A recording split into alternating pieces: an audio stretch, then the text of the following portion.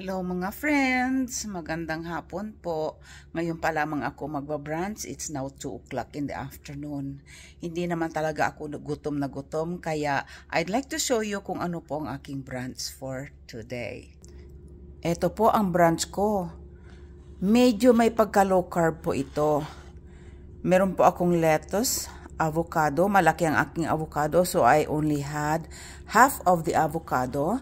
Gusto ko po sa kahit anong salad ko ay may burst of berries, strawberries, raspberries, or blueberries. Meron po akong cucumber, 2 pickled eggs na ginawa ko po, ayan.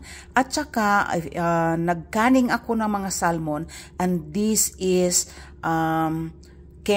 home canned na salmon na ginawa ko. Nilagyan ko siya ng konting yogurt.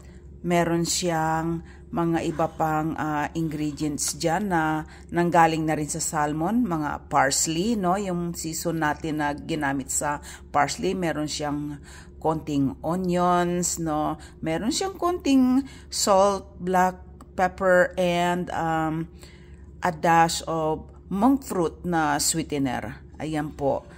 Alright, so umpisahan po nating kainin. Ang salmon po ay flavored na siya with garlic, fresh parsley, at saka meron po siyang lemon juice nung ito ay naikaning ko. Kaya ito po ang aking brunch for today. Ayan, isang malaking plate. Yan. Ang aking salmon is a little over half a cup. So, medyo lean siya because this is a sockeye salmon. Medyo lean ang kanyang meat, no?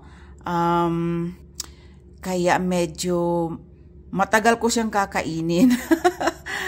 Pero, I will eat them all up para sa aking today's protein. Maraming pong salamat.